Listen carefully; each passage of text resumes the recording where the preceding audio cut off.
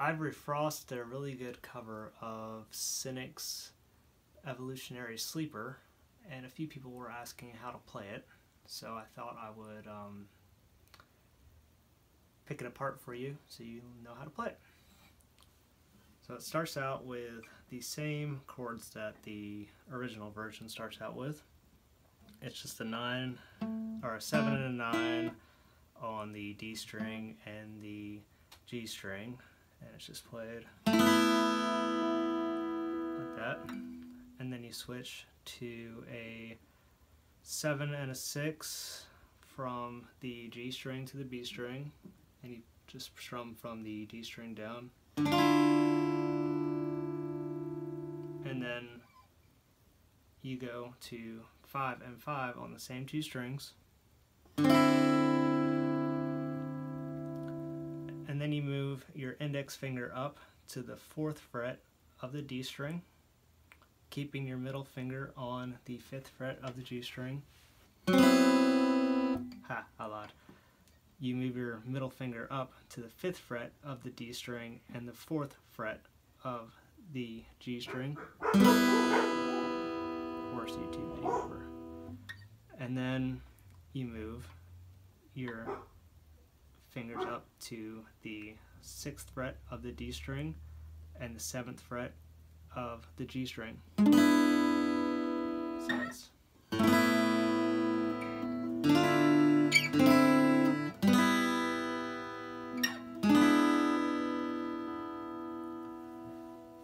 so the next part is a little stretch of a chord. It goes from the 5th fret of the E string, the 7th fret of the A string, and the 9th fret of the D string. So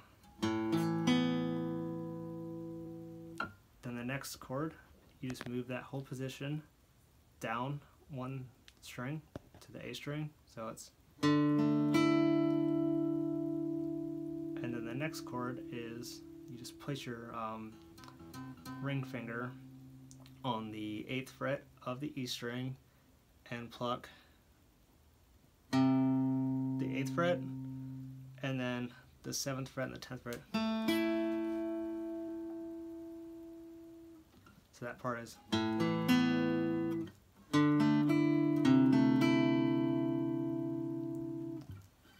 Moving on, you go to the G chord on, so it's a G bar chord, and it's the 3rd fret, the 5th fret, and then you skip over the D string and play the 4th fret of the G string. So, and then the last chord in this sequence is taking your index finger and moving it up 1 fret. So the whole section is played.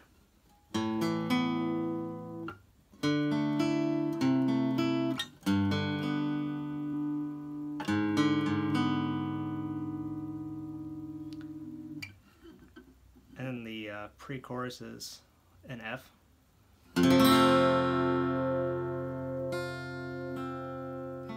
So that's just typical F bar chord. 1, 3, 3, 2, 1, 1. Or if you want it to sound more dissonant, you can just leave it open on the 2 bottom strings. So, and then just slide your hand back one, and you got the E chord. And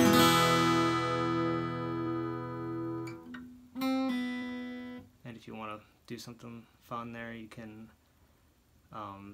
1st fret of the B string and then open, so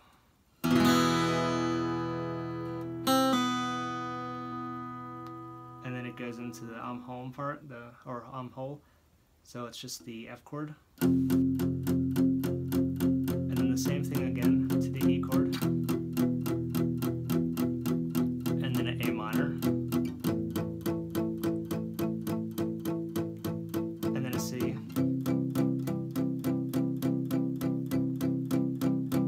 then an F, and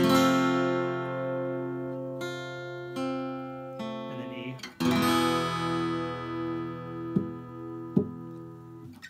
goes back to the intro part again. There's a part right before the final chorus where she does some change-ups, but it is just a 8th fret of the A string, 7th fret of the D string, and 10th fret of the G string. And I like to leave the 2 bottom strings open so it has that nice ring to it. And then move that whole shape back 1.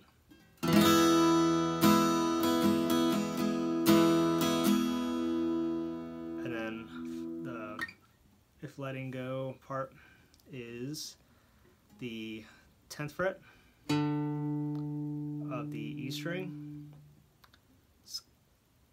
and then the 10th fret of the G string, and then the 10th fret of the B string. And then you just take your index finger and move it back to the 8th fret of the E string. And then you take that whole shape and move it back 1 to the 7 and 9 position. And at that point, I kind of like to remove my pinky from that 9th fret. It doesn't sound good. So.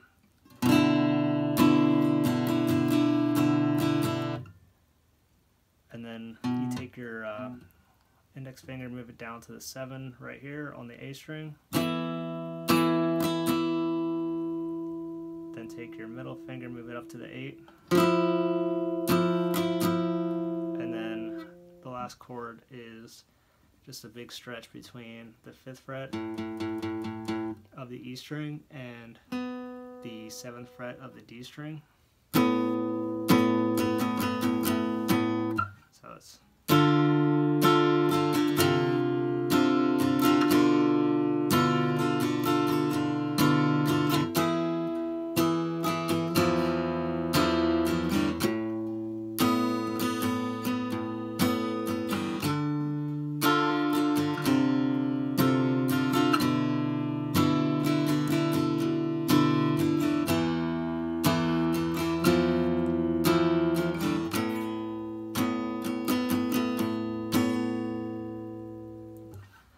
forgot to slide everything back the first time around on that, but I fixed it the second time, and that is it. She just kind of